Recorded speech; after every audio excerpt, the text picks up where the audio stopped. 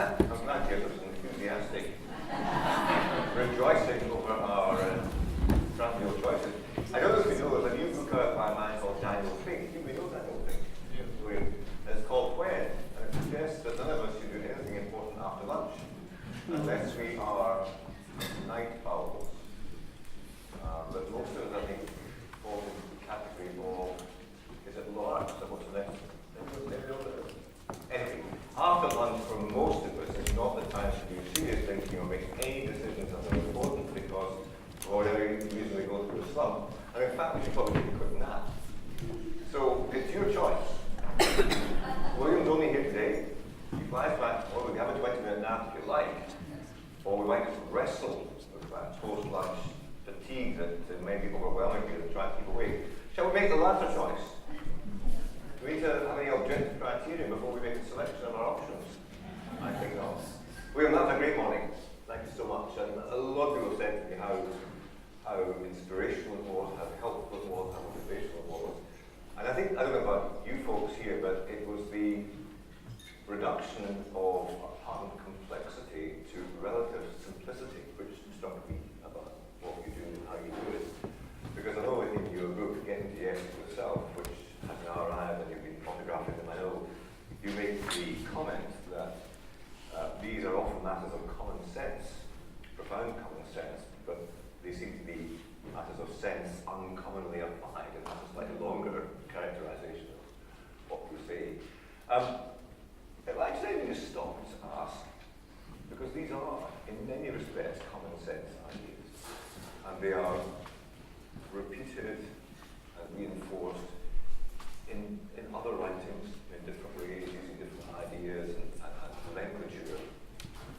And every now and again we see a Nelson Mandela, a Gandhi, and a Martin Luther King who seem to manifest or represent what you stand for.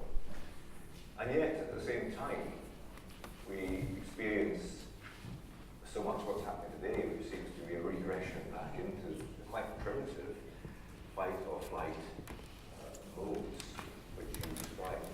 Why is it that what should be, and seems to many to be common sense, is sense so uncommonly applied?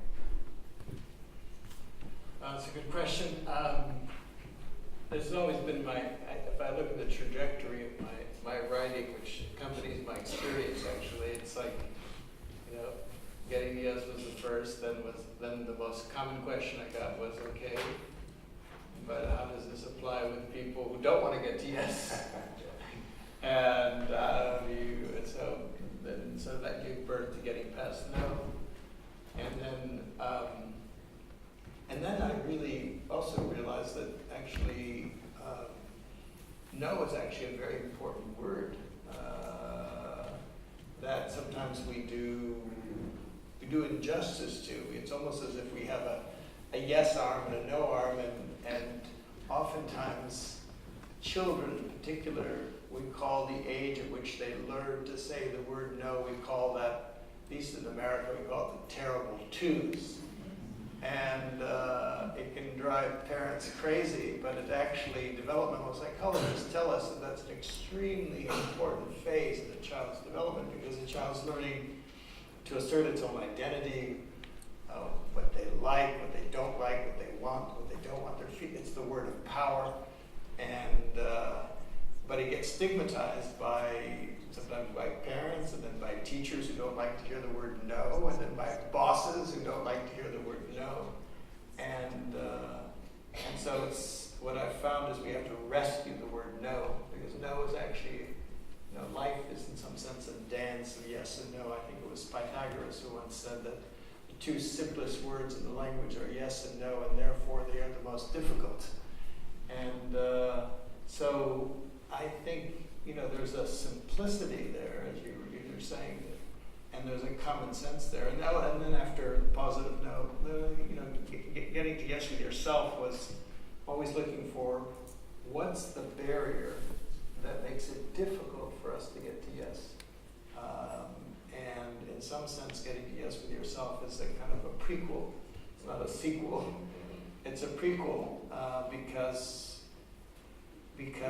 it's in our own psychology, our if we cannot manage our own reactions, as Adam Smith noted several centuries ago, if we can't learn to observe our own reactions, then, and right now we're in a time, I'd say, these times are times of high reactivity, and I think part of it is all we're in this time of social media, new technologies. We're not even aware. Things are happening so fast. They're so volatile. They're so fast moving, and these technologies which we hardly understand, like Facebook and Google and Twitter. The people who invented them thought they were just kind of like interesting technologies, but actually they profoundly affect human communication, and they're profoundly addictive, and they're designed to be addictive. And so we're in this state where actually it becomes harder to practice common sense.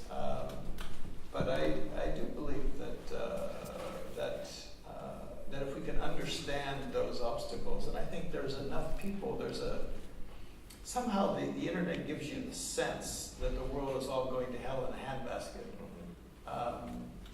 But I have another friend who's Steve Pinker. Stephen Pinker's a colleague at Harvard who actually has gone back and compiled, for example, on the issue of violence, and shows how, for example, this island, for example, the levels of violence over the last 4 centuries on this island have dropped dramatically. I mean, tenfold, or perhaps even 100-fold from what they were, in the 1500s or 1600s.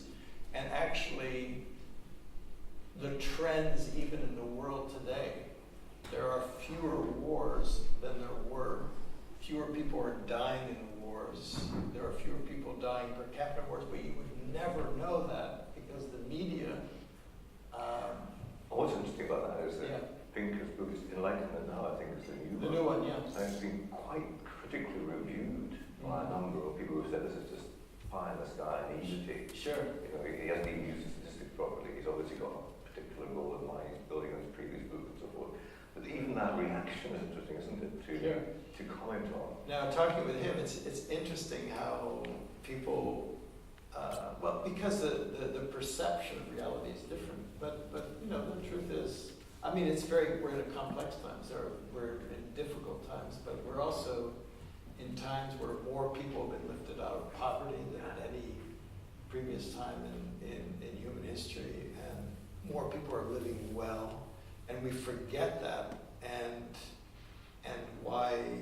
So anyway, just going back to your question then about how it is, why is it that we find it difficult to do what makes sense to do? That's the inquiry of getting to yes with yourself. Is really is, and that's why, to me, I come back to this very simple metaphor, and it's amazing that we're in this room in this gorgeous balcony where you all just have lunch, because it's like, to me, the balcony is. I always look for visual metaphors to describe kind of phenomena like building a bridge, going to the balcony, because I find that they kind of help me, and I think they help others sort of just remember these very, very simple things to do.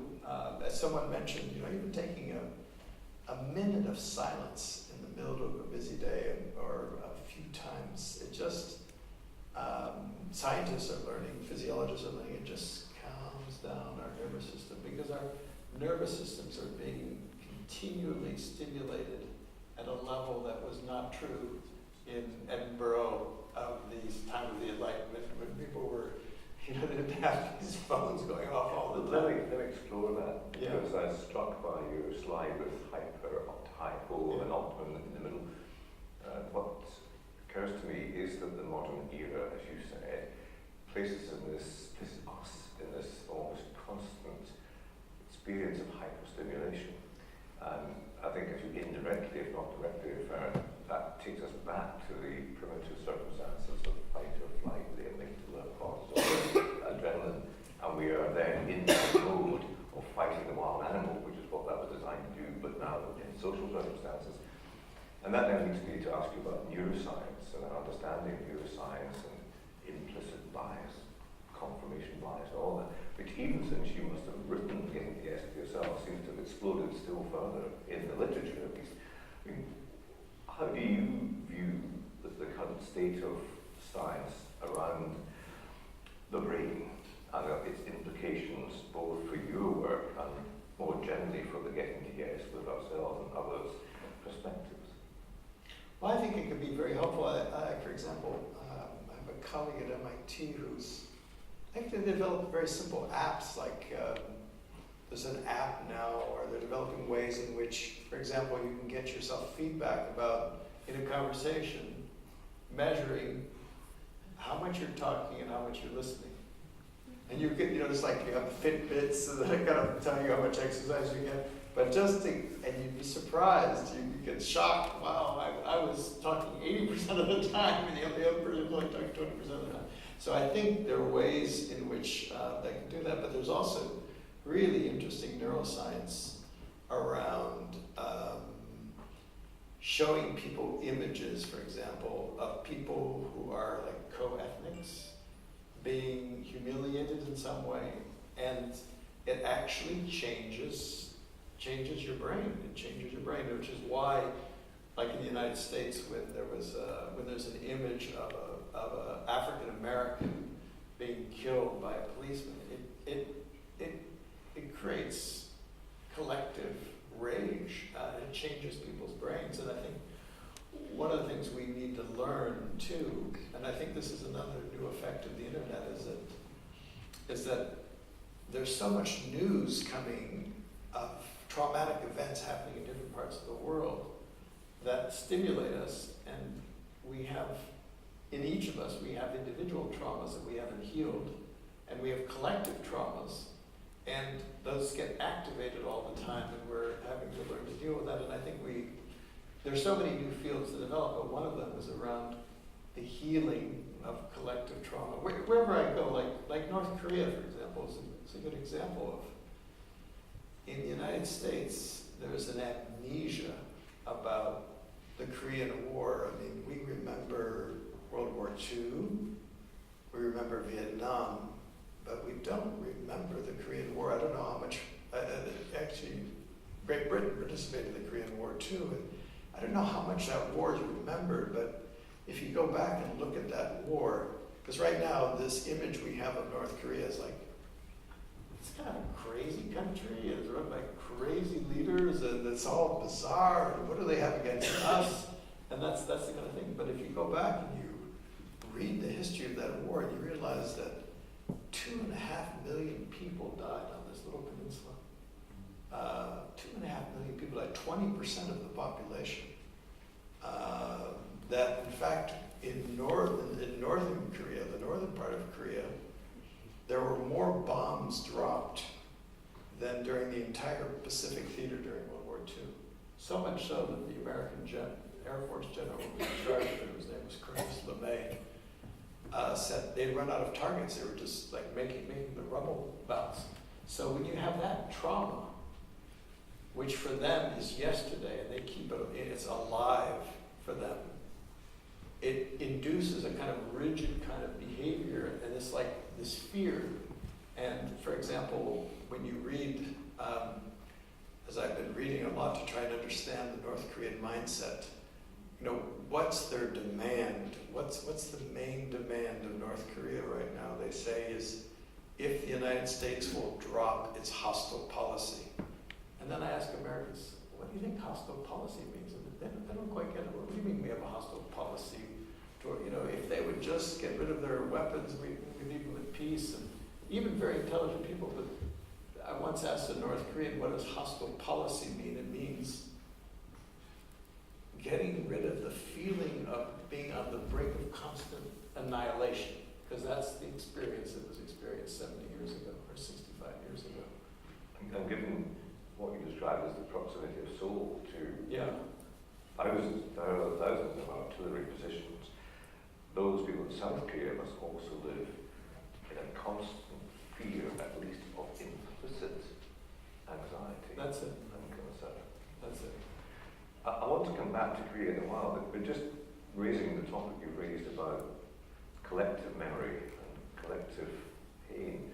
We were talking yesterday about St. Petersburg, Leningrad, I think it then was, and the Second World War, and Russia, and the West response to Russia in the post-Cold War era, Yeltsin, Gorbachev, Yeltsin, and what has caused the rise of Putin and the apparent hostility of Putin towards the West.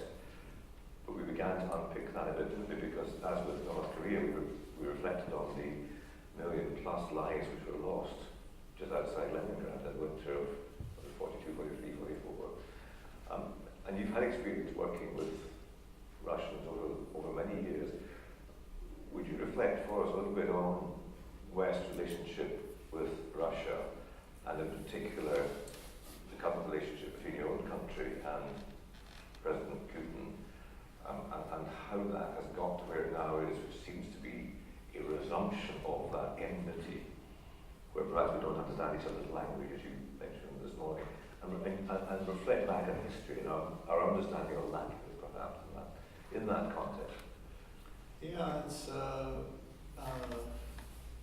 yeah, I grew up as a boy, where there was a fear of Soviet communism, and that there'd be an atomic bomb that could be dropped at any moment, if someone in the Kremlin so decided, or the White House for that matter. And then we went through and then I remember going to Moscow many, many times during the 80s, trying to work on if there are any ways to reduce the risk of an accidental nuclear war, because I always assumed that,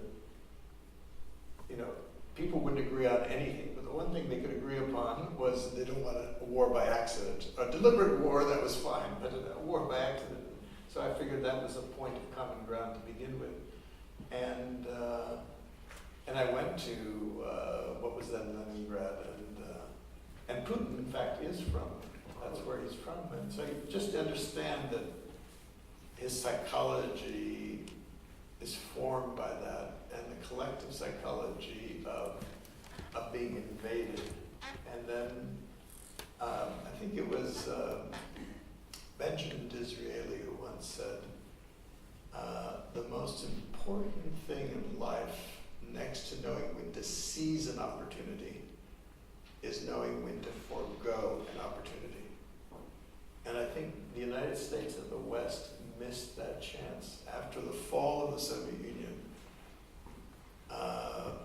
there was an opportunity when Russia was weak to move NATO, which was perceived as the enemy, as in a long list of enemies from Napoleon to Hitler and so on, and to move NATO right up into very close to the Russian border. I think that in Russia that was felt as humiliating, threatening. It reactivated that ancient trauma, and Putin plays on that, of course, but he's also part of it. I mean, his individual trauma is part of the collective trauma, and I think what we don't see is, we don't see when we take certain actions that we're laying the seeds for future conflict. So what we're seeing now, in some ways, if we could only see again, if we get to yes ourselves, we're going to see that we're all our worst enemies, that we're actually, we help sow the seeds that go contrary to our own interest of trying to find some way of coexisting peacefully with Russia. And what's fascinating about that is that all seems fairly obvious as we sit here and talk about it, and yet it must either be obvious to people in your country and ours, and they don't act on it, or they are ignorant of that, apparently obvious fact.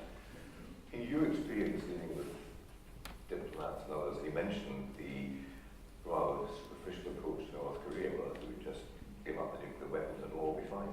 And what is your experience of how these people deal with history, understand history, even recent experiences of history from experienced by adversaries, as well they formulate policy. You're talking about North Korea? Don't just Russia. Generally, I moved from Russia, and I used to, not in your reflection about North Korea, but just generally, diplomats now as in power, considering how to deal with these major world situations, Russia and North Korea, to take two examples, and you describe the obvious invented history. I think, well, first of all, history, if we don't learn from history, we're doomed to repeat it, as they say, as the saying goes. But and in fact, that's exactly what's happening in North Korea. This is where I would love to see, I mean, I think conflict resolution, mediation, negotiation still in its infancy, and I'd love to see it expand. But one area I'd love to see it expand is to make a bridge with psychology, collective psychology, and trauma psychology in particular. What we're learning now about individual traumas, and even with MRIs and all things, is the way in which traumas deeply influence us, and collective traumas deeply influence us. In fact, there's even research now that collective trauma is passed on epigenetically through from generation to generation, and which opens up the question of how do we heal? Just because there's now new methodologies for how do you heal trauma, and how do you heal individual trauma with PTSD, which is a certain kind of trauma. Traumas are really defense mechanisms, and if we don't learn to do that both individually but also collectively, if we don't go back to the roots of things, the roots of conflict, then what happens is traumas end up repeating themselves. And so this last year of the escalating confrontation between North Korea and the United States was a repetition of a trauma that took place that took place in the early 50s. And it's just a repetition. So to me, there's the work of diplomacy and negotiation right now. But if you don't also go deep down into the roots of it,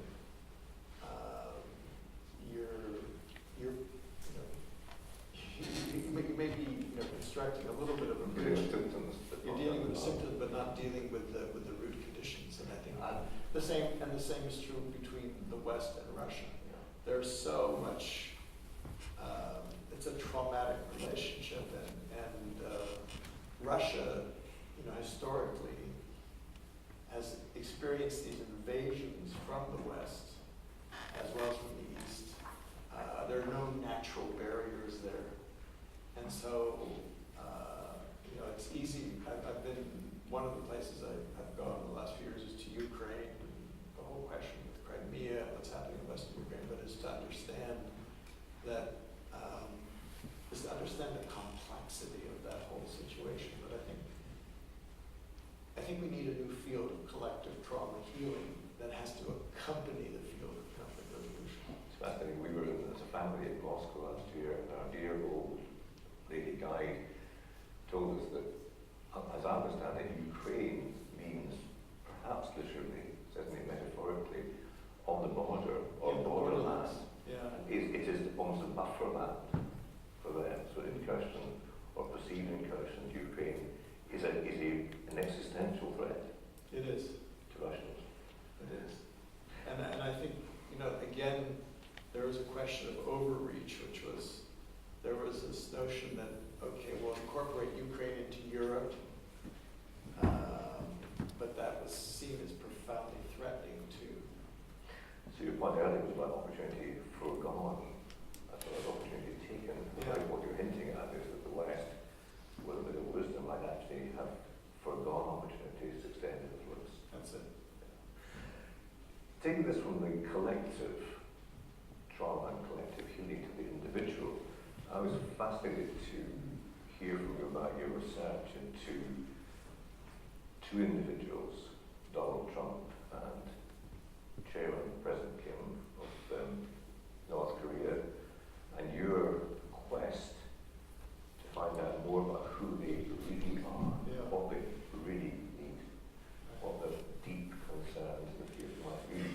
So far as you're able, I know that this is a common matter, so you want to be discreet perhaps, but so Roger, what can you tell us about both the process of doing that and why you would do that, and separately, what that might be to discover, which might be helpful going forward? So the first question is, why would you do that? What is the value that we're really underneath? Why did I do this? Yeah, to understand. Well, for me, Korea was always on the periphery of, just someone who's concerned about the world, and Korea was always there as Korea, if you think of as humanity as a single body, Korea was like a kind of a wound on our arm, and we patched it over with a Band-Aid, but there was never any healing. In fact, the United States, and if I'm not mistaken, Great Britain, are technically still at war with Korea to this day. It is the longest running war in U.S. history. Because it was just an armistice, so it was just a kind of and it was left as a frozen conflict with over 1 million soldiers on each side. There are more soldiers in the South Korean army than there are in the American army. Just to give you a sense, this is the most heavily militarized border in the world on this little peninsula.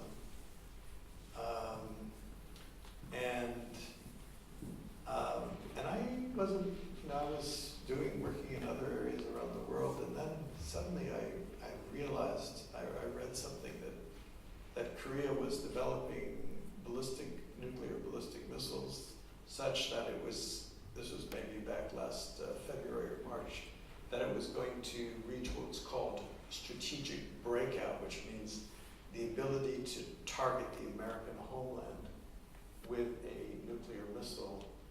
And the experts were then saying within 3 to 5 years.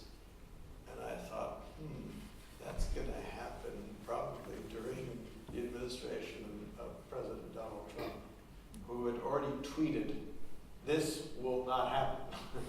And so he'd already drawn his red line, and I thought, this will not end well. But then I thought, well, no one's invited me. It wasn't. In these situations, sometimes, in the case of Colombia, I was invited, but no one invited me to Korea, and I didn't know anything about Korea. But I thought, this could end up in a nuclear holocaust. That would be. It's hard again because we go into hypo. It's hard, and even this last year that I've been working on it, it's amazing to me how when I talk to people who are close, and they said how close we were to war, because both sides were essentially playing a game of nuclear chicken. Neither one was going to give in, and they were both like two cars aiming straight to each other, and there was no offering. And so,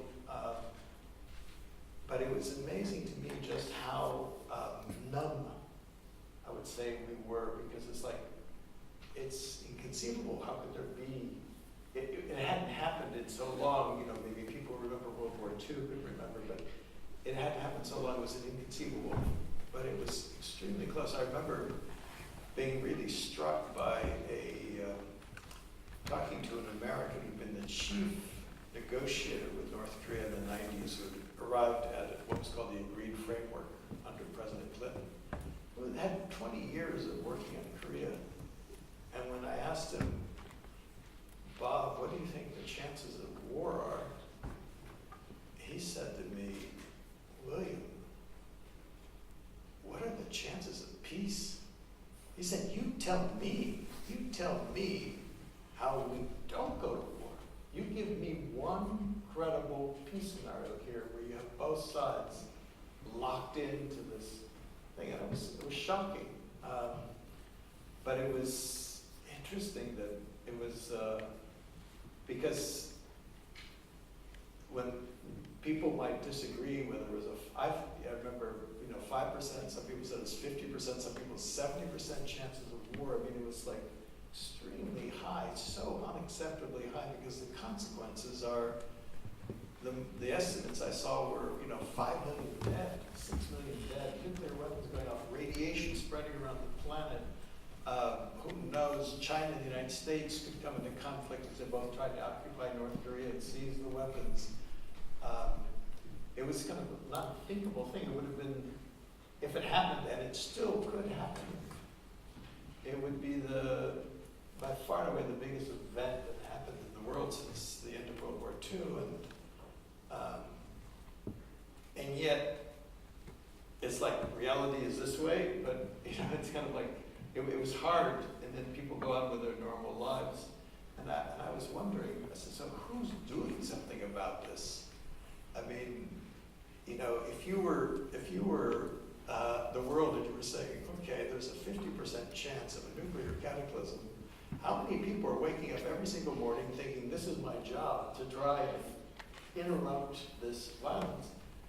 And so it was interesting. So I finally just said, well, I'm not a North Korean expert, but I better become one, or not even become one, because I'm still not a North Korean expert, but I didn't want to be on the other side of that and felt like I hadn't done something. So I started dropping everything else that I was doing.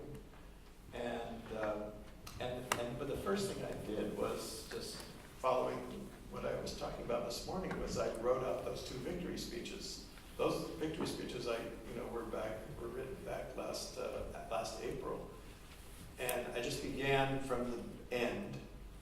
And then as I look at them, I said, even though both of these men can win, and the interesting thing about this situation, which was strange, is even though it was a very complicated negotiation, in the end, because of the unusual nature of the North Korean system and the American system, the decision to go to war lay within 2 human minds. In the United States, because of the whole nuclear thing, the President of the United States has the unilateral ability. There's a man who accompanies him all the time with a little thing called the football. It's a little case with codes. And he, at any moment that he decides, can do that, and by the Constitution, there's no one who can stop it, basically. I mean, without going against the Constitution, I mean, basically. So it's like, so Donald Trump, so then I thought I'd better understand this man's psychology, because, and really put myself in his shoes and practice what I'm preaching here, because I may not agree with him in many ways, but I really better understand his childhood traumas, the way he thinks, because he's, as you know, he's kind of impulsive and volatile, and really trying to understand who influences him, and the same thing for Kim. Then think about how one could help each of them become a hero, by avoiding war rather than by going to war. And like with the first thing, even the first hour of looking at it, I was just Googling Kim, who knows Kim, to understand him. He, as you know, some of you know, he went to school in Switzerland for a couple of years, and there were some reports about what he was like in school in Switzerland for 2 years or so. But I found that the one American who actually knew him and considered him a friend was a very eccentric American basketball player by the name of Dennis Rodman. And so I thought, how do I get a hold of Dennis Rodman? Because he's the only one who knows anything about Kim. So I tried to network in to try and see him, which was quite an adventure in itself. And he told me some very valuable information about Kim, whom he considers a friend, that he had gone there to make a film, and it turns out that Kim, when he was a school boy in Switzerland, loved basketball and worshipped the champion basketball team of the time, which was the Chicago Bulls, in the mid-1990s. And so Dennis Rodman was like an idol to him. So when he found out Dennis Rodman was there, Dennis Rodman was sitting there in the bleachers, and suddenly Kim was sitting right next to him, and then invited him to dinner, invited him out drinking, invited him to his home, and they connected. They connected psychologically. They were both kind of, even studying both psychologies, they both had this rebel kind of like, we'll show the world kind of psychology. And then he told me something that was really interesting to me. He said that Kim told him that his dream was to walk down Fifth Avenue one day, go to Madison Square Garden and watch the Chicago Bulls play the New York Knicks, these two celebrated basketball teams, and sit on the floor there with Dennis Rodman and ideally Michael Jordan. And so I thought, that's the key. The key is you have to find someone's dream, and you have to find some way to make that dream come true. That's like the balcony. Put yourself in the shoes, go way down. And say, okay, so how do we make that dream come true? How do we make it become true for Kim to do that? And then I also reached out to a friend of mine, a colleague of mine, who actually,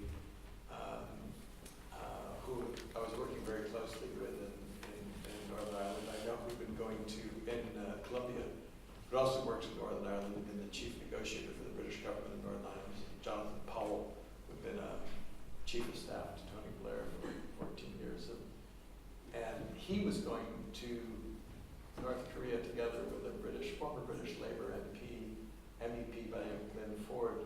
And they'd had a kind of an exchange with North Korea, which he'd always complained about because you'd always go there and nothing ever happens. It takes a long time. But I said, we've got to reactivate that channel. And it turned out their interlocutor was the ambassador of North Korea in Switzerland at the time that Kim was in school, so he was the surrogate father of Kim. So he was kind of like the trusted advisor. So Jonathan and I and Glenn sort of formed a kind of a trio to try to engage in what we call iteration and itineration, which is you kind of itinerate between Washington, Pyongyang, Seoul, Washington, Pyongyang, Seoul, iterating all the time, just trying to, listening for what the interests were. And one of the interesting things you find is that in prepping, an American, I couldn't travel to North Korea because there was a travel ban on Americans going there. But one of the things that interesting that Jonathan reported on his first trip there, or his trip there, was that I'd asked him to ask the North Koreans, what could the Americans do to reduce the risk? What could the Americans do to reduce the risk? What could the Americans do? What do the North Koreans really want the Americans to do that they could realistically do? And the answer he got back was, the Americans know exactly what they should do. They know exactly what they should do, and I'm not going to tell you. So then, when Jonathan and I and Glenn went to Washington and met with the State Department, and the fellow there was the chief negotiator with North Korea, and reported that to him, he said, we don't have the slightest idea what the North Koreans want us to do. And that's kind of like this, it's like in the mediation world, it's like, each side thinks the other side knows what they want them to do, but in fact, oftentimes you don't.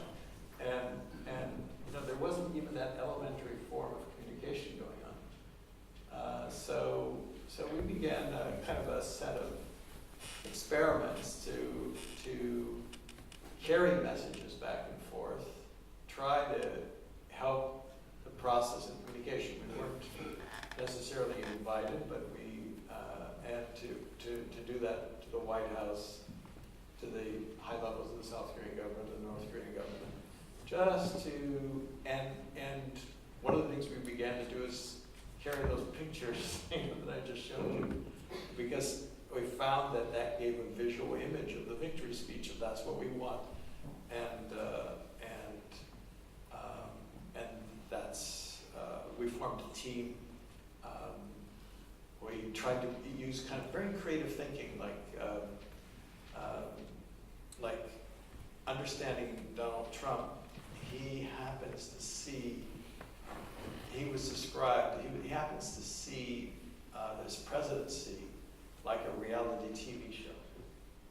And in a reality TV show, so he wakes up every morning and it's kind of, that's why everything is like a surprise. You know, he wouldn't announce where the summer was, because in a reality TV show, you always have to kind of create surprises.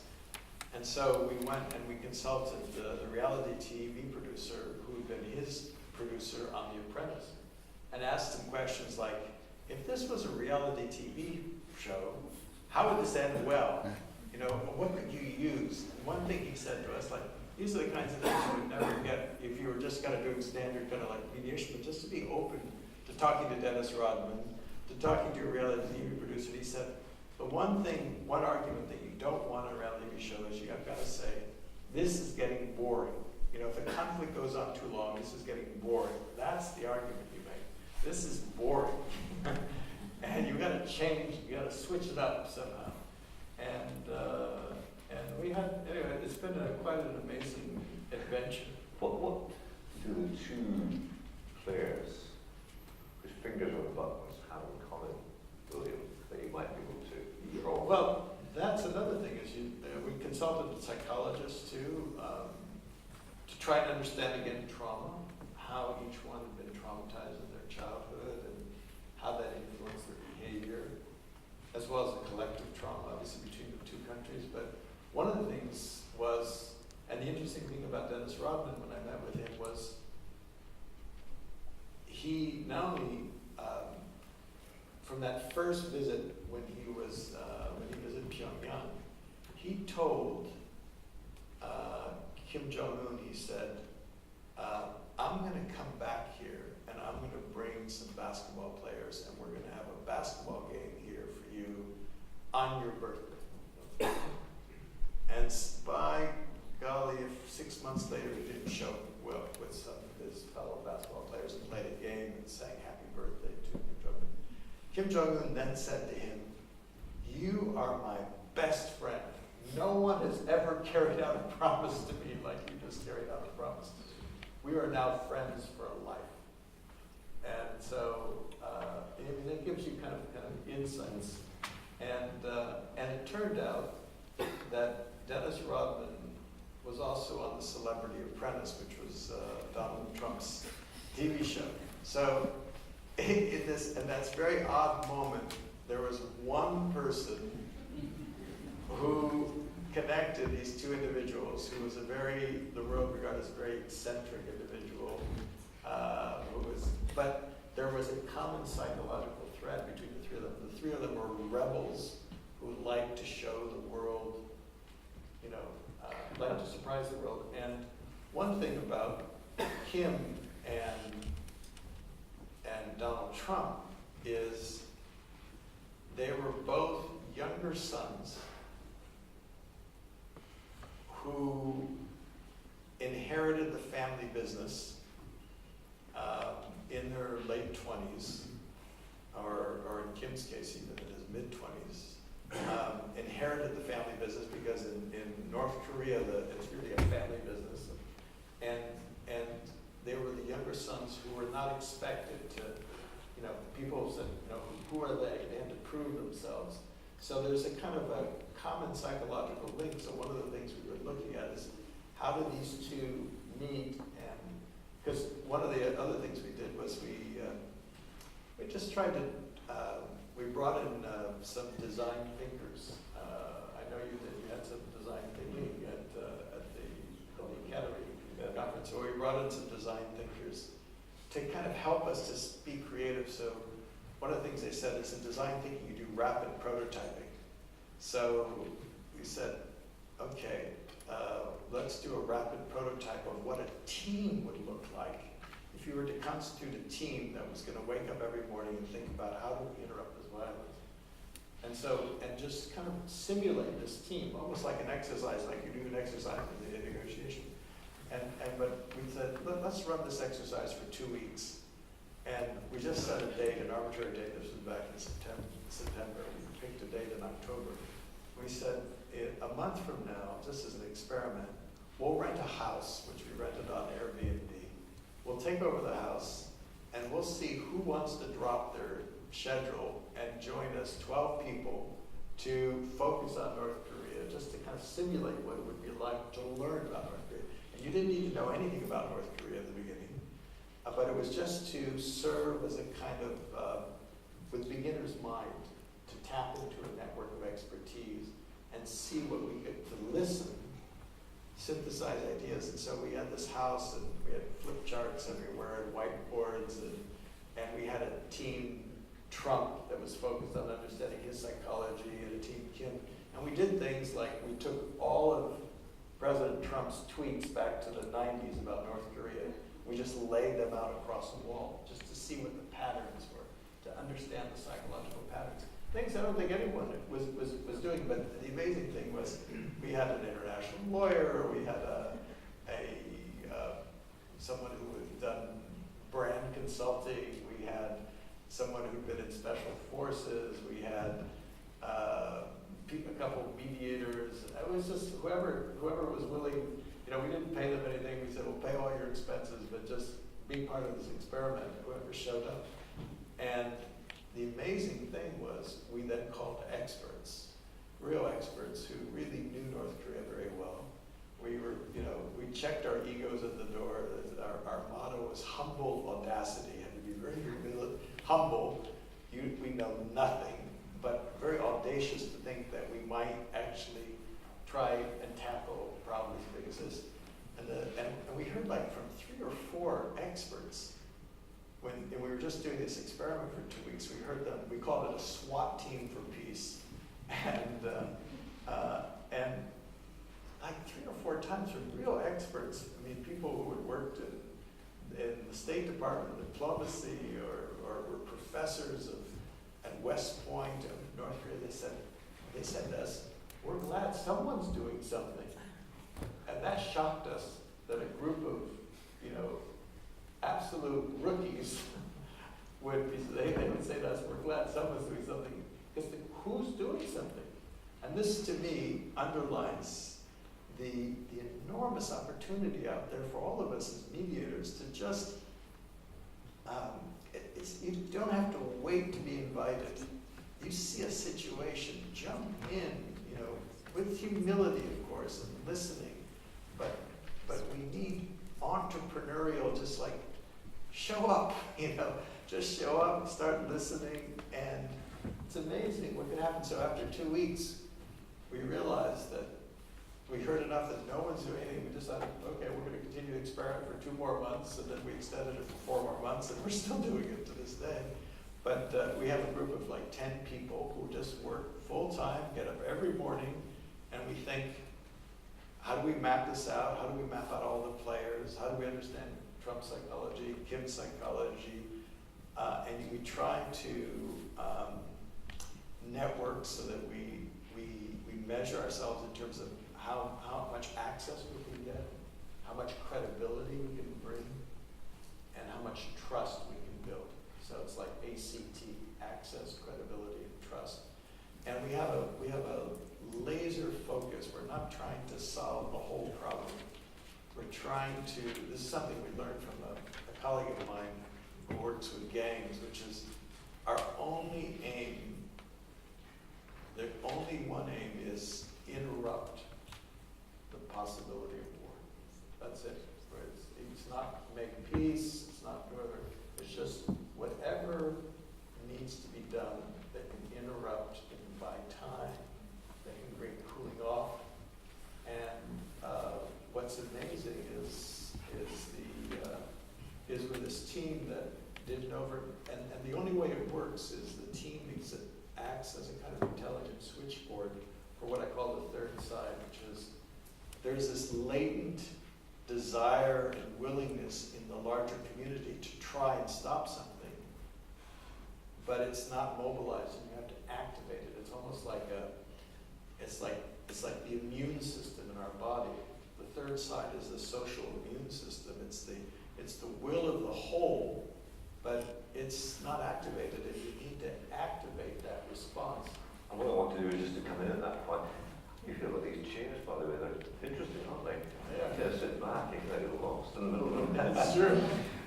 Humble audacity. I want to just pause for a second and invite you all to think about not only the particular situation you're invited to consider this morning, but things that are going on round about us. I don't know about you, but my default setting has always been or often been diffidence and deference. And while I have this instinct of wanting to make a difference and help to change things, I think I find myself backing off.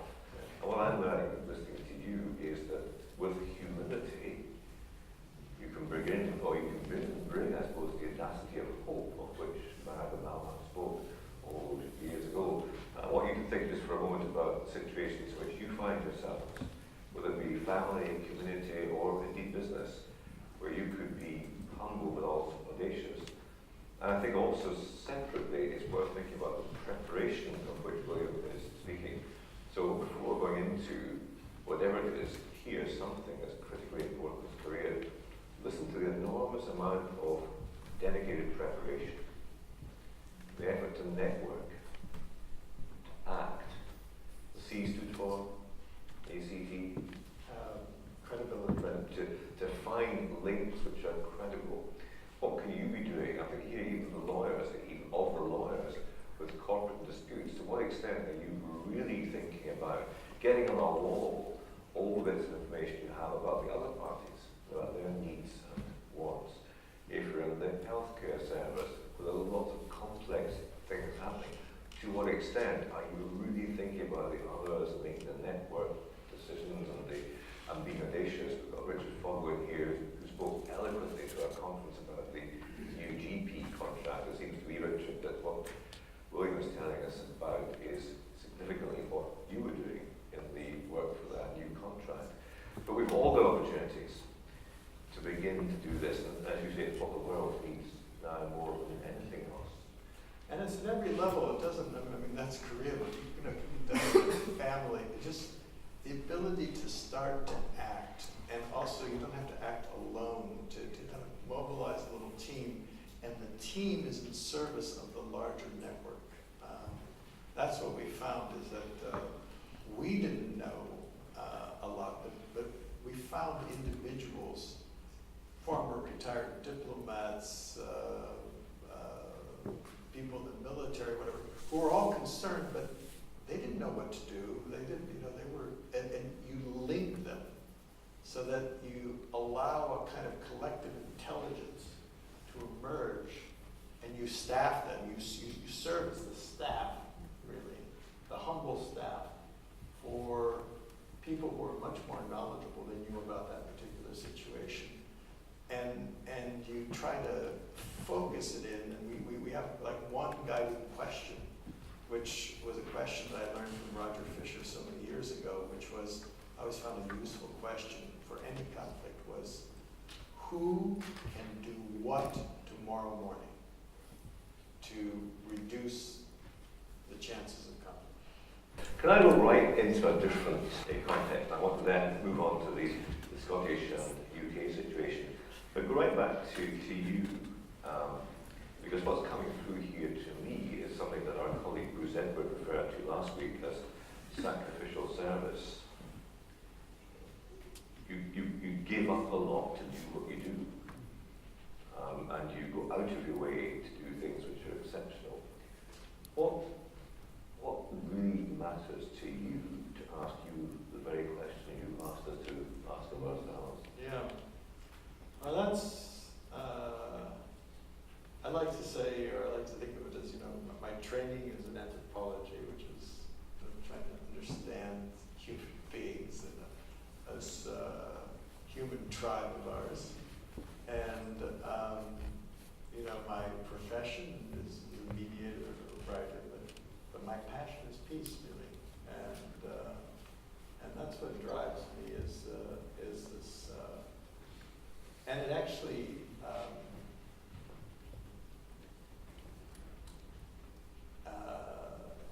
it's not peace in just this kind of distant,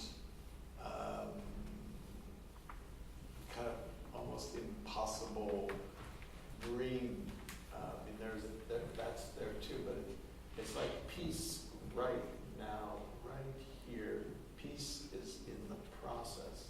Parliamentary democracies and other democracies in the West seem at the moment to be suffering from a malaise which may be quite deep and are characterized by a lot of adversarialism, binary thinking,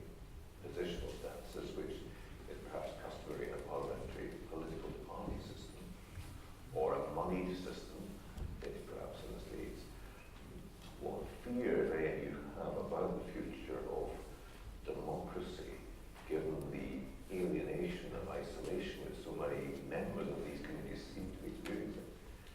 To me, I think this is an enormous opportunity right now that we have, which is to reinvent democracy, given the new technologies. Because democracy was invented at a time when, you know, people were still on horseback and you know, like, and it was representative and but now I think there are new technologies that allow us to harness the will, the voices of millions of people to understand how to actually build consensus and so on. And this is why I think, again, we're just in the infancy of this. We need to kind of, there's so many experiments now even in deliberative democracy and actually involving citizens. Because if people, what I find is that if people are not involved, they don't feel that they have a meaningful say. They disengage, they go back into the hypo part. And I think we need to find a way to give people meaningful voice. And we now have technologies that allow people to be consulted in other ways. So I think this is a moment when we need to explore, we need to reinvent democracy and not just leave it archaically preserved in forms that were created as cutting edge 200 years ago or 300 years ago. There's really a fitness for purpose, a fitness for present purpose, isn't there? Yeah. And new technology. Okay, let's pause there, talking about democracies, and I think we should just have a little shakeout for a minute before we go into the next and probably final chapter. On your tables, I hope there is a piece of paper entitled "The Family Problem" or something, a political allegory. Am I right by that? Yes, I'm saying not. Can I ask you to read that through? If you wouldn't mind, on the copy.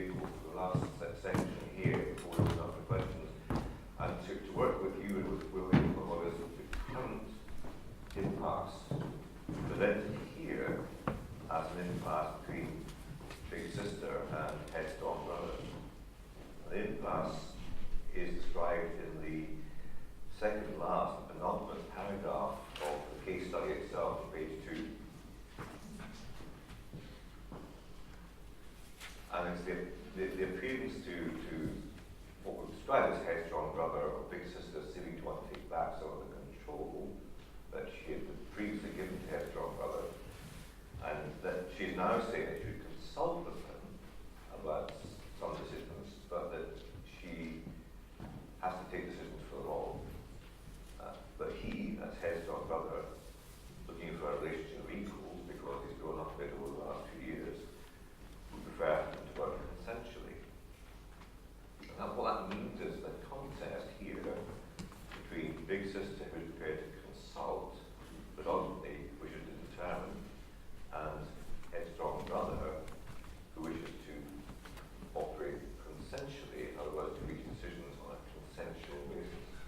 And the essential difference between the word consult and the word consent, it just happens that these two words are at the heart of the impasse this week between the Scottish Government and the UK Government, and the passage of the two bills that come before the respective parliaments.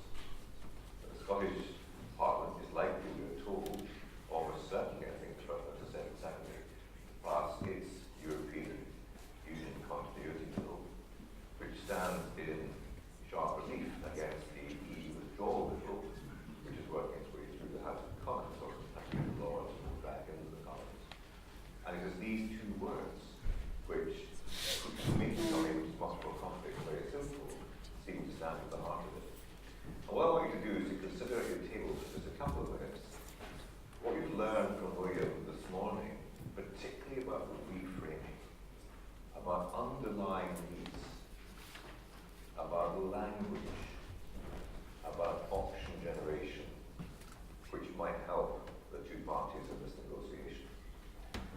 brainstorming for just a few moments at your tables. Let's see what you come up with. And then I'm going to ask for William's wisdom on where we are on Brexit and Scotland and the UK government and so forth and so on in the final 20 minutes or so before we open up. Over to you. Have a discussion at your table.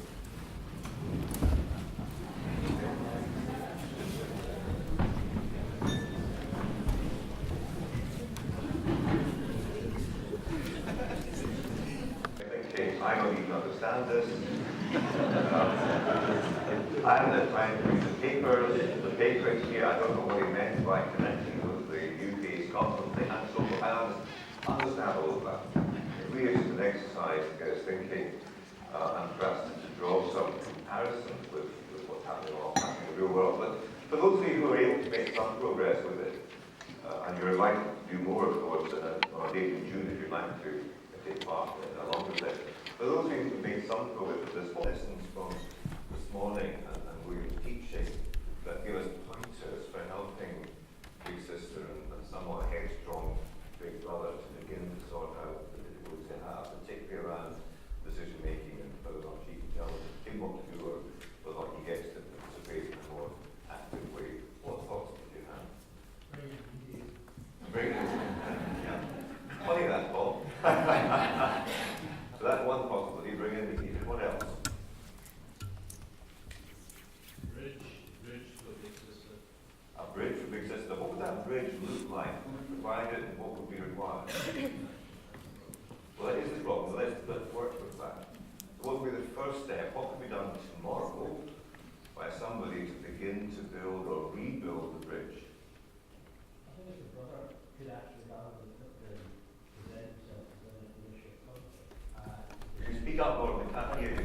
If the brother could present to the sister, and you see the sister's needs are paramount, because that's the main character.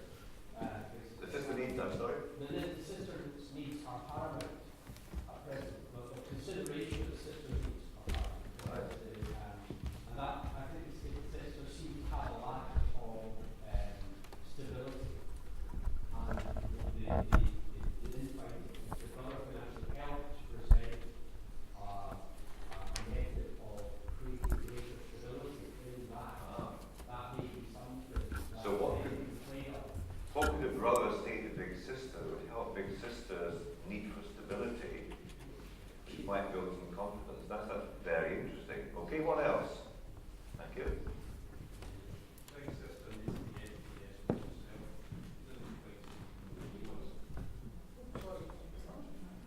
Big Sister needs to get to yes with herself because she doesn't know what she wants. If she doesn't know what she wants, the brother doesn't know. So what does Big Sister need to do to get to yes with herself? She needs to sort out a cabin. I wonder if she might set up 2 working parties. What else? Could Big Brother actually draw a proposed framework for how agreed solutions might actually work or look like going forward? Right. And what if Big Brother thinks that he has already drawn up a framework for proposed solutions, but that hasn't worked? He needs to think up another version. Creativity, somebody has to play the ball shot. So creativity has to come from somebody. Right. One person says no to this which is take the force out. And you say, a Big Brother wants an influence in joint frameworks or joint decisions, then he has to envisage or build a bridge for what that framework would So actually it sounds as though there may be a need to consider even further options. Yes. What about reframing? You've got these words here, consult and consent. In this family context, may just be these are the words also which are pertinent in the political context. What were we told this morning by William that we might be thinking about in that context? Those words are loaded. They're loaded words. Why are they loaded? Well, the particular consultation, which usually means I will ask you, but I've already made my mind up. So that very word comes with baggage, historic and legacy baggage. Okay, what else? And as far as consent is concerned, you've got 2 unequal parties, and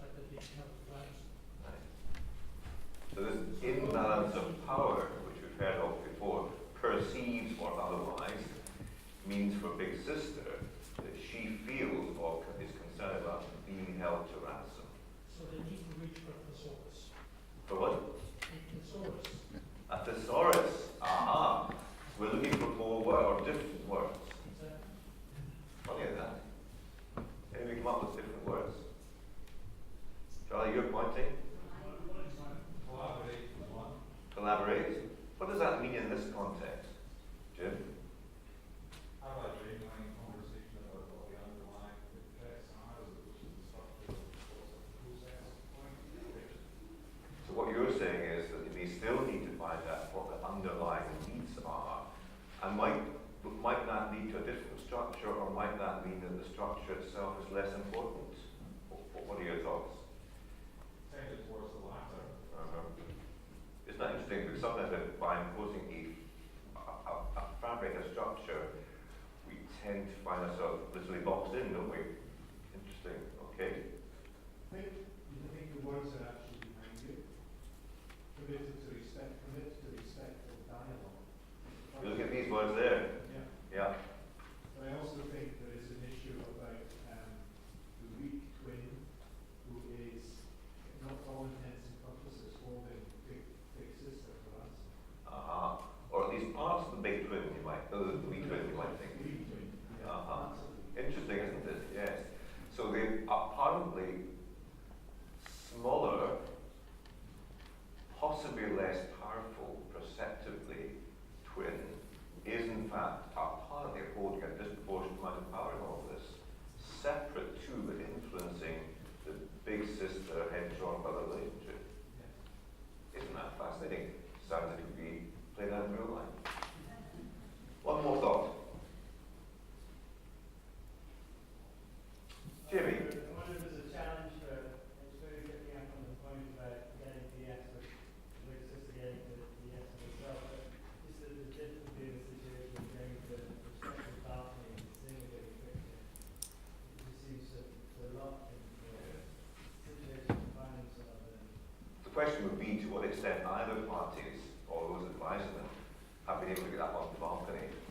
And there is to what extent the leaders as well as advisors have been able to get up on the balcony and perhaps also look in the same direction. Will, you spoke the other day about walking shoulder to shoulder. I wonder, for example, how many times Theresa May and Nicola Sturgeon, rather than sitting in opposite each other having a press comment on their leg, have actually gone walking together, privately in the Botanic Gardens, the three of them, that day, or in Kew Gardens, alternatively, shoulder to shoulder. Interesting thought. As Joe Klopp said, we have much more in common than divides us. Callum? Find a basketball game, or the equivalent in this country. What is it that these two have in common? What is it that others have in common? I am absolutely sure that all of these points have been given consideration by weight, because as we heard on Saturday, the principles underlying getting to yes are being used in and by the Scottish Government. But it would be interesting, wouldn't it, to reflect still further on all of these, and also on the power of the third side, that's us, who have an interest, and ultimately are the beneficiaries or, I hate to say victims, those who will experience the consequences of these decisions. So we have an intimate stake, and some would argue a right as well as a responsibility to have this conversation, to offer ourselves humbly and audaciously in this discussion. So that really is the point of this exercise, is to have us all, why didn't we become the laboratory that helps our governments, both in the intra-UK and also in the UK-European negotiations, to make a difference? Why not? If not us, who else? The question you asked of yourself, William, one morning when you woke up and thought about career. What are your thoughts about this conversation we're having and about our situation here in Scotland in particular, but in our relationships with the United Kingdom at governmental level, and the expression of the impact of these two words? If you were involved, what would you be thinking, saying, and perhaps even doing?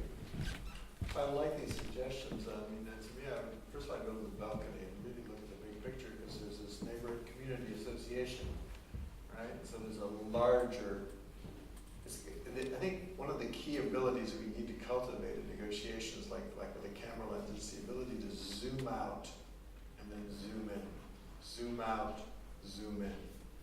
And if we zoom out for a moment, we realize that this family is part of a larger extended family. And then you look at what are the real issues that affect people's lives, and what issues are you trying to solve here, and see if you can engage in problem solving that involves the different players on issues, whether it's agriculture, for example, or whatever the issue is, and that actually maximizes the ability of all the different players to have a say, to have their needs met, and actually design a process that in 90% of the cases actually arrives at a consensual agreement.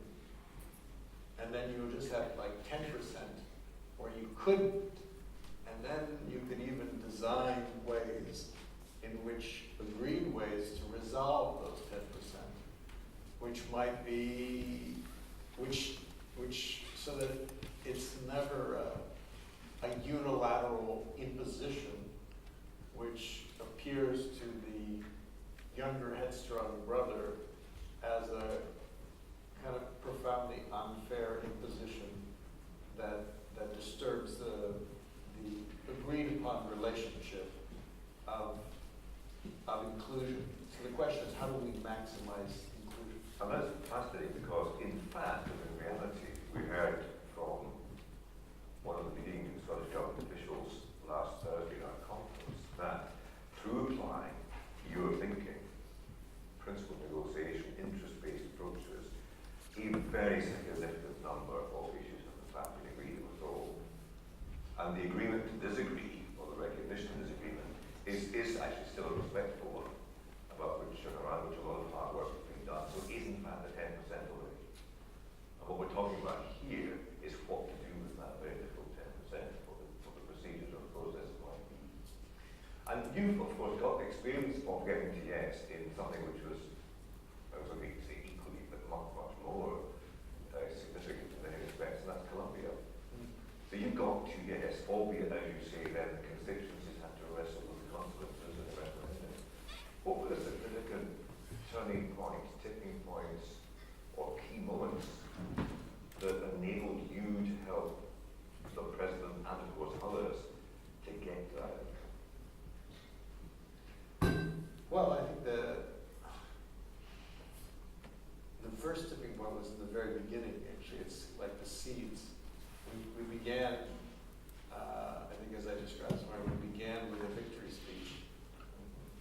And here I would want to think about, given that the big sister has some trouble getting a yes with herself, what's her victory speech? Who are her key constituents? What would be the victory speech she would need to deliver that would be important to her? The headstrong brother, what would be the headstrong brother's victory speech? Working back from that, what are the core interests that are involved? What are the core needs, both personal needs and collective needs, collective interests? And in Colombia, that's what we did. It's interesting to watch it. We began with that victory speech. We began with those victory speeches.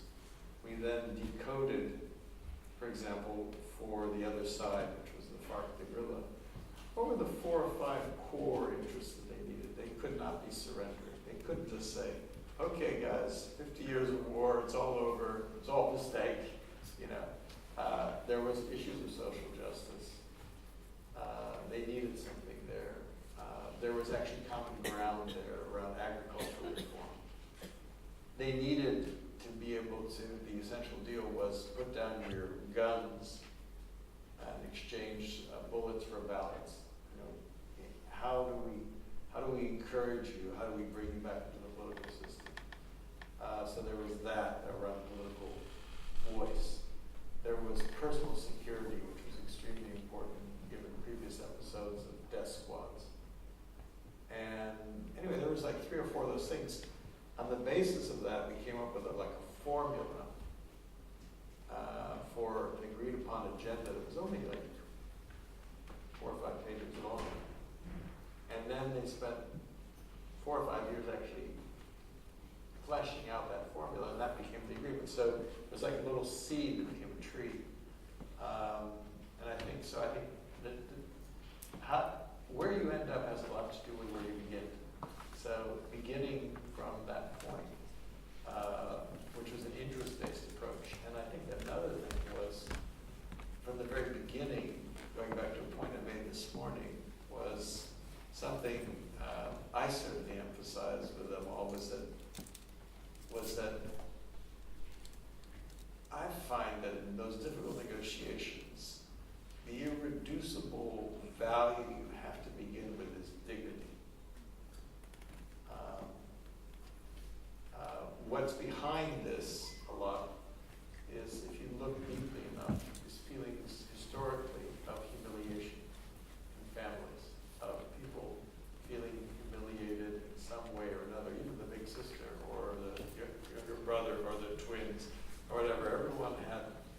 some experience of feeling excluded or humiliated or badly treated. And if you could begin with the principle of dignity, of human dignity, the dignity of every human being, the dignity, collective dignity, then that becomes the tone. It's almost like a musical tone that you set from the beginning of respect, of seeing the humanity in the other, of remembering that we're all members of the same family, including of the extended family. Then I think there is the possibility out of that, of a different form of collaboration growing. Fascinating. You know, the thoughts occurring to me that big sisters' difficulties with wider community could be, at that time in the late 50s and early 60s, one of the leading figures in the big community did not allow big sister and the rest of the family to enter into that community association. Only 15 years or less after big sister had saved them all from a very big bad person across the road. Right. It's true. Really. Folks, time for questions. We were into the last stages now, and just wonderful stuff, wonderful, thought-provoking, challenging stuff. But over to you, I know Alicia, you had a question that you wanted to ask. Is the microphone to hand? Yeah. Right, that would be good, I think, to bring down. I see one also from Raheem, and I see one from Gary. So, or it's coming in. Okay, right. Alicia, are you ready to go with your question? Okay, come on, it's the microphone. Do you want to pass it down, Miriam? To pass it down? Down here, hands up, Alicia. Good questions from William. I had a question about the role of women in negotiation and how you've seen that role evolve over the last, 4 decades that you've been involved in this work. I know from the experiences that you've had on kind of a macro level scale, a lot of negotiations or being an advisor or a coaching role has been involved with a lot of male presidents or vice presidents. And if you could just speak to the role of women, I would appreciate it. For sure. I think the role of women is crucial. I didn't talk so much this morning, but I worked a lot on the concept of the third side, which is the whole, the community, and I find that women actually are often the leading third-siders. I've seen in conflicts, being a voice for the community. You saw it in Northern Ireland was the first voices really to speak up, to begin to build a bridge, were women, often mothers who had lost sons or lost people in the Troubles. I've seen the same phenomenon in other places, like Liberia. In Colombia, for example, there was an innovation in the process where the victims, of whom, as I mentioned, there are many, many millions, representatives of the victims were brought into the negotiations while the negotiations were taking place, were brought to Havana, came in delegations, and there were hearings held in which they told their stories to the negotiators. Sometimes the negotiations happen in this kind of rarefied atmosphere, but to bring those stories into and then to tell their stories because the media would cover it, they were often, the great majority of them were women. And interestingly enough, despite the fears that bringing victims into the conversation would disrupt the negotiations and would steer it in a more vengeful spirit, the victims often turned to be the more forgiving ones, the ones who are calling more for, we need peace now. So I'd say the role of women is extremely important. In terms of women leaders, I haven't had the privilege of working with many. I did have the opportunity to work with one I know who has clouded a little bit with a little bit of controversy right now, who is Aung San Suu Kyi. But I remember there are many, many different ethnic conflicts in Burma, in Myanmar, not just the Rohingya, but they're ancient, the ones, the Karen, the Kachin. There are like 17 different civil wars going on in that country. And when I first met her, it was very interesting to me because she had asked us in to form a kind of, to train her peace negotiators. And she quite courageously invited in the military, including the military who had imprisoned her for 20 years, into the room, these uniformed military. And the way that she spoke to them, the way that she was the only woman in the room, but she really commanded a kind of respect, I think was really important. I've actually heard the same thing as I just mentioned about Kim's sister, that there was a meeting, when she showed up, the atmosphere of the room actually changed. So I think women have an enormously important role to play in peacemaking, and I'm delighted to see that in the mediation field, more and more women actually are entering it and are becoming the dominant force in mediation. Women, I hate to generalize about genders, but women often have a greater talent for building relationships or for cultivating empathy. I mean, and there are evolutionary biological bases for these kinds of things. So I see a future. There's been a gross imbalance, and I see that starting to be righted. There's UN resolutions about it, and so on. So I think gender balance is extremely important, and will continue to grow, and will actually play a very positive role in the field of mediation and peacemaking. Good, thank you. Right. William, you mentioned the word dignity a fair bit, and wholeheartedly all of us would endorse that. My challenge about the concept of dignity and taking that one step further is you haven't mentioned the word pluralism today, or the idea of how we inculcate pluralism into the work that we do so that people become more accepting of the other.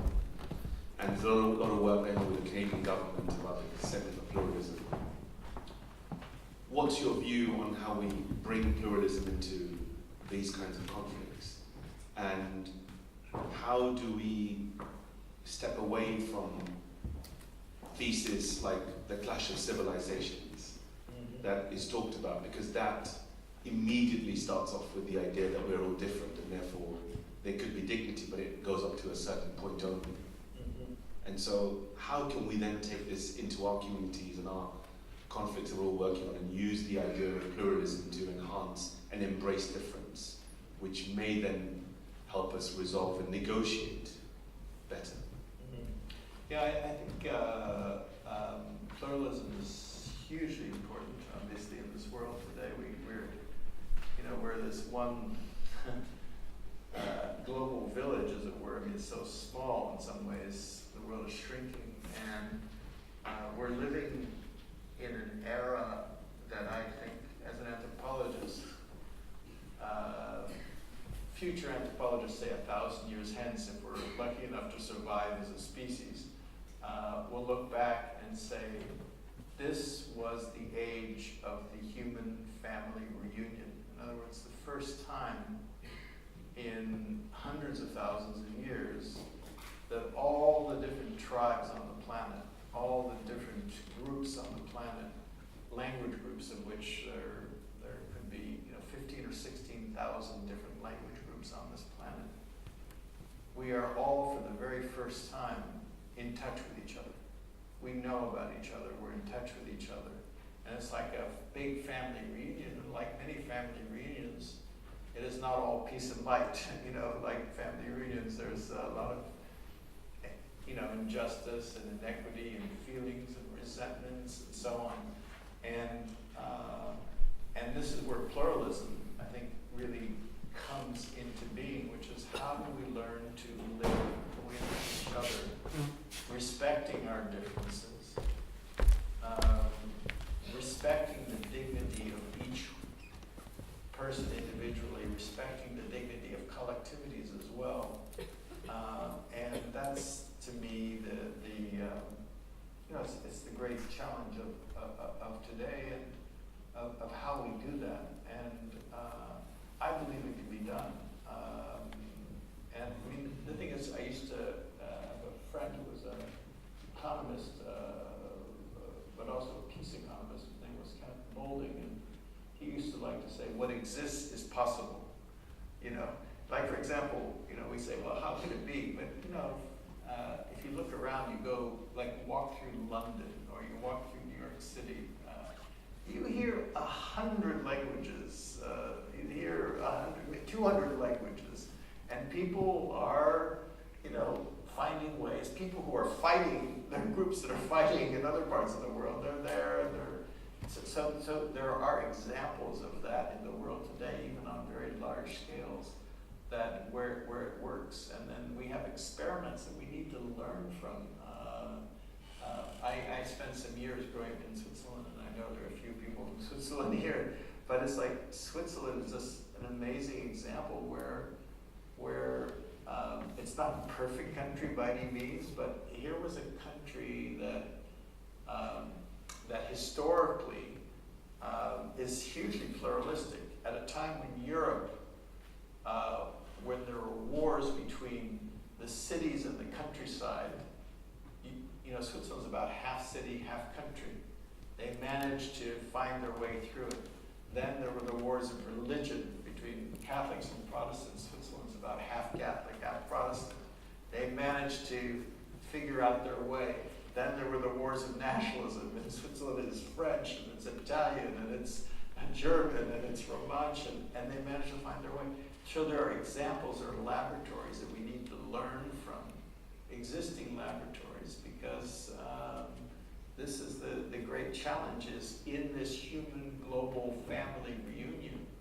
How do we learn to live together? And one, just I put in a little, not a plug, but just some years ago after, right after the events of 9/11 and the Iraq War, I saw this huge divide open up between the so-called West and the so-called global Muslim community.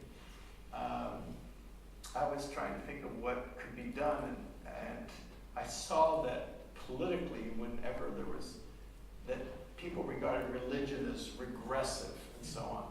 So I wondered I asked myself the question, what if you applied conflict resolution and entered into this so-called regressive field of fundamentalism and regression, and in the Middle East? And so I looked at, because so much of it's around identity, so I looked at the figure of Abraham, and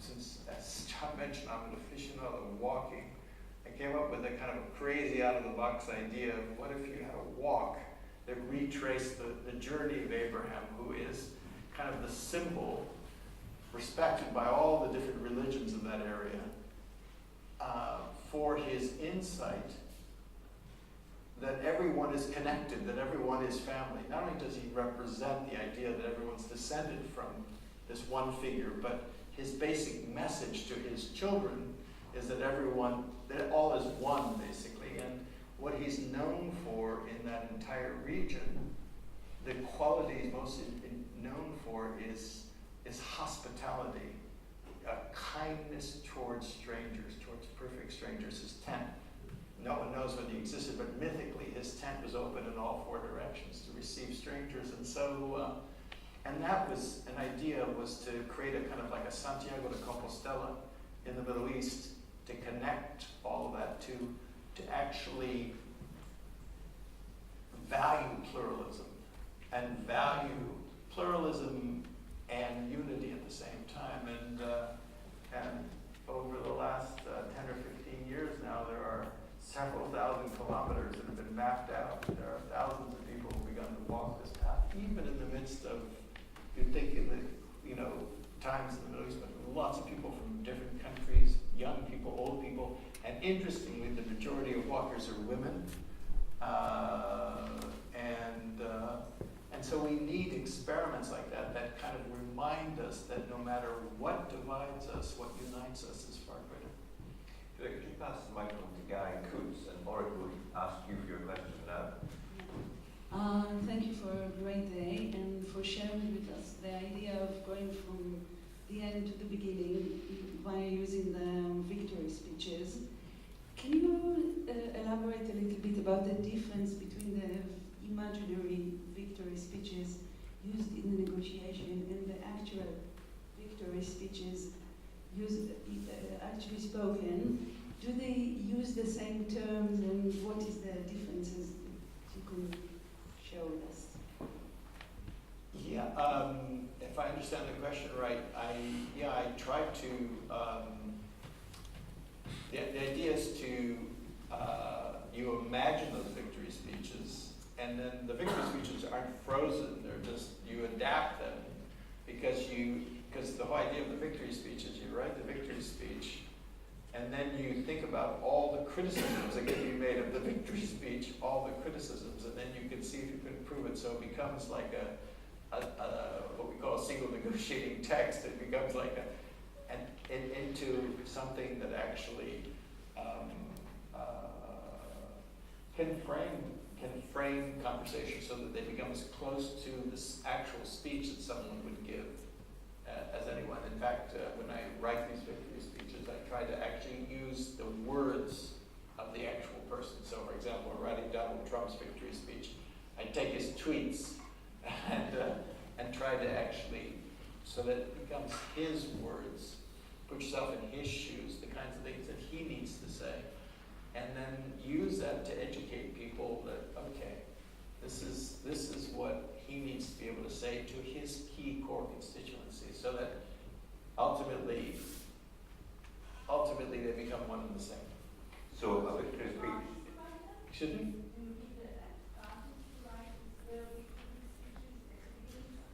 Do I ask the parties to write them? Oh yes, absolutely. Yeah. So victory speech is in 280 characters from now on. Gary, and then that's the end of one. Absolutely. Yes, up end of the back there, and then we'll take one more. I think you might have touched on this a little bit when you were talking about Switzerland, but I wonder if we can press a little bit further. I was very taken with the description you were giving, that if you're looking at a conflict, you really got to understand the trauma that people have had. If you don't understand that trauma, we're set to repeat the mistakes as people re-experience it as we go forward.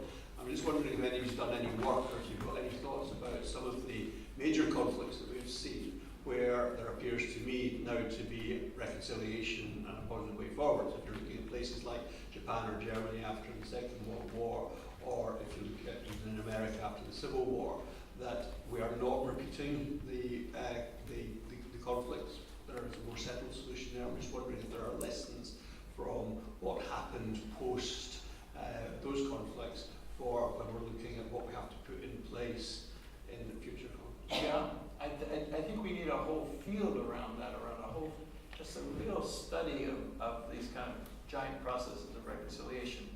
Germany, for example, and France, which, or Germany and the UK for that matter, but there wasn't probably a family in France who hadn't lost someone in 3 wars with Germany, and it's a model to me of like how, something that was unimaginable. It would have been unimaginable if you had stood in the ruins of London and the ruins of Dresden and the ruins of, to imagine that 50, 60 years later, this would be the most prosperous, if you'd said this would be the most prosperous, peaceful part of the world in which war was inconceivable between these countries, people would have thought it was absolutely, you were smoking something.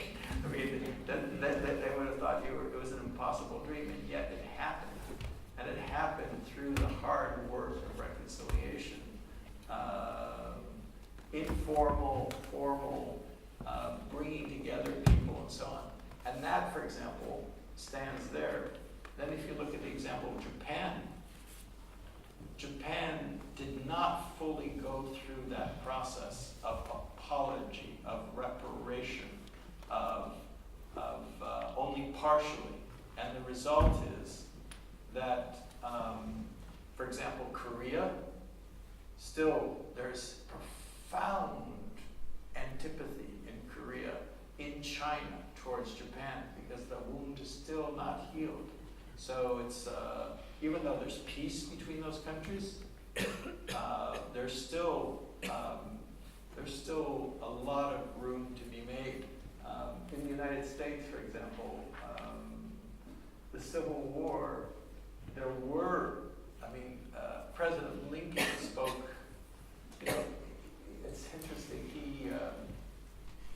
he spoke about binding the wounds even in the closing days of the war when animosities were so high. In fact, there was one moment when, just before he died, he was in the White House, he was giving a talk about the great need to reconcile with the adversaries. And this war was, there were, it was a huge portion of the population that died and suffered in that war. It was a terrible, terrible civil war. And he was speaking sympathetically of the South. And there was a Yankee patriot in the audience who took him to task and said, "Mr. President, how dare you speak kindly of our enemies when you ought to be thinking of exterminating them, destroying them?" And he thought for a moment, and he said, "Madam, do I not destroy my enemy when I turn them into my friend?" And that spirit helped a lot. And some of that spirit was reversed when he was assassinated and someone else came into being. And to some extent, those wounds still exist. That's the thing about why we need to learn to heal these traumas, because just papering them over and pretending like they don't exist or saying it's ancient history doesn't quite do it. There are modalities. Modalities of truth and apology, collective, that need to happen, that are profoundly important to allow these traumas to heal. And I think we need a whole field, a new field in that regard, that can draw on neuroscience and can draw on conflict resolution, because we need to kind of drain the venom out of all these conflicts, so that this human family can actually, we can give give our children and grandchildren the world that they deserve. Here's a project for the University of Palestine Enda Young. Yes, you have a question, and then we've got one more here, and that might be just about time. Yes, Enda. Perfect, thanks, John. William, back to Brexit again. Being from Northern Ireland, I'm just really curious to know what you think about the current issue on the Irish border in the negotiations at the moment. What are your thoughts on the Irish border? I can't confess that I am not the expert on this, but I would say that it's a very, very it's an important issue. I don't think that people were thinking about it when they were considering Brexit and so on, because that there needs to be a creative way in which that border remains open. Otherwise, all the years of struggle to begin to find an accommodation, to have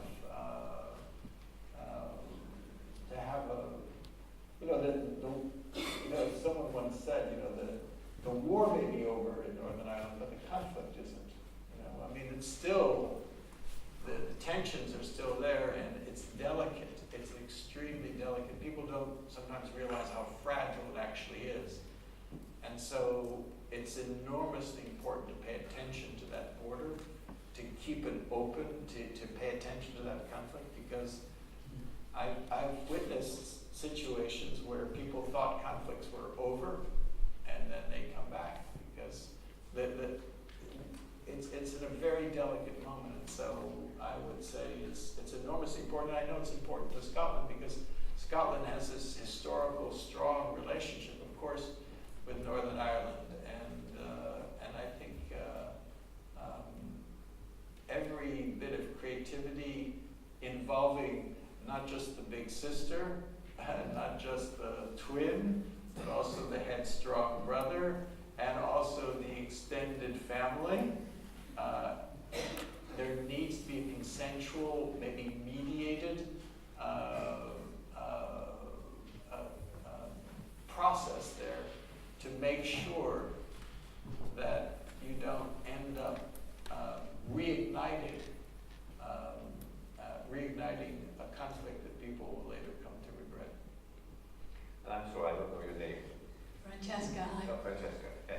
So you've talked a lot about you need to get to yes with yourself before you can get to yes with another party. And earlier you asked the question, what do you ultimately want? But there's a sort of an assumption of congruence in that, and it may be more complicated. So what does it mean to write a victory speech for part of yourself, or build a golden bridge for part of yourself if that's where the conflict lies? Yes, that's a really good question. I do think actually there's actually a whole even field of therapy that's developing about internal systems therapy and so on around different parts of yourselves. And I do think it's actually could be useful to apply this model to, if you're conflicted, to actually, I mean, one thing I like to do sometimes is what I call a kitchen table exercise, which is I like breakfast table. Just see when you wake up in the morning, invite in whoever shows up. You know, maybe it's some regret from the previous day, maybe it's some anger, maybe it's some judgment, some self-criticism and whatever, and seat them all at the table, give them all a seat at the table, and listen to them. That's the thing, is listen to those different voices inside you. There may be a little bit of a cacophony around the breakfast table, but I find that if you suppress those voices, if you suppress any one of those voices, they don't actually go away. They just work subterraneously. So welcome them, give them a handshake, you know. And for example, all of us have a very powerful. Myself, I can certainly say, have a very self-critic, you know. Rather than suppressing, invite the self-critic to the table, give them, say, have a seat there. But the more it goes back to Adam Smith, the more you can go to the balcony and welcome and recognize that every one of those voices, you can remove the sting from them, and you can say you have a place. Every one of those voices has a place at the table. They can have a voice. And then the conversation, which at first might seem a little cacophonous, when those voices, when those parts of us have voices, then you can begin to look for alignment to emerge. You know, it's interesting, once I spent a month with a group of San Bushmen in the Kalahari, watching the way in which they deal with conflicts. And they all sit around the campfire, and this is the oldest heritage for dealing. You know, all of our ancestors did this. They all sat around the campfire. And what's interesting is you think, oh, one person speaks and another person speaks and another person speaks, all in nice order, whatever. No, they're all speaking at once. They're all speaking at once, but then gradually, and it sometimes takes a day, 2 days, 3 days. But gradually, everyone gets heard, everyone gets said, and then the elder, the wise part of you, kind of sums up the consensus. And I think internally, that's what happens. Is we all have to sit around our internal campfire, invite all the parts of ourselves to the conversation, so that everyone then, it's not that everyone wins in terms of an outcome, but they win in terms of a process of having their dignity respected, of having their voice heard. So I think it's procedural justice that is as important, if not more important, than substantive justice. Well, we had a wonderful gathering around the campfire here in the hub. Before I formally thank William, I think there is tea. Is there tea? Yes, somewhere for you to mingle further if you wish. For those of you who would still like to have books signed by William, can I ask you to come to very quickly? I know you want to photographs and chat, but William has another meeting actually quite shortly. We just need a little bit of downtime to recover, I think, before that. So if you have that, there are still some of you just come too quickly, there's still opportunity to make donations for Gary's causes. There's such a richness of material thinking. I would like to encourage you, subject to the preservation of the confidences that William has shared with us, to go away and take this stuff and use it and share it and publicize it. We can all be doing blogs and articles and tweets. There's been some tweeting going on today. Please do expand the eye by sharing this with others. I would like to thank my team again, of Maria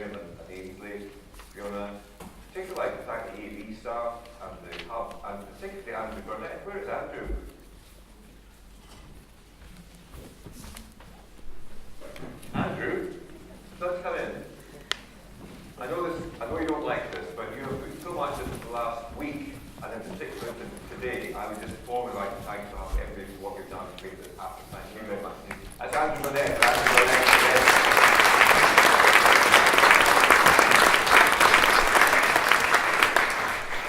And finally, I want to say thank you to William. It's been an absolutely marvellous day again. Thank you so much for what you've given to us. When I think about the journey you have, the travelling you do, and here you are, another 6-7 hours of sharing with people with the intensity and wisdom that you bring, is just such an honour and a privilege for us all. So thank you so much. And there's one final act which I want to engage in. I hope Gabby might still be here, but she's not. So would you, on our behalf, please thank Gabby and present her on our behalf with this sash of the International Mediator Department. With pleasure. And I hope somebody present to take photographs of this. And for you, can we present you with an authentic Edinburgh 18 International Mediator Art scarf, which I hope you will wear in Korea, Venezuela, Colombia, and most importantly in the White House next time you're there. Thank you so much.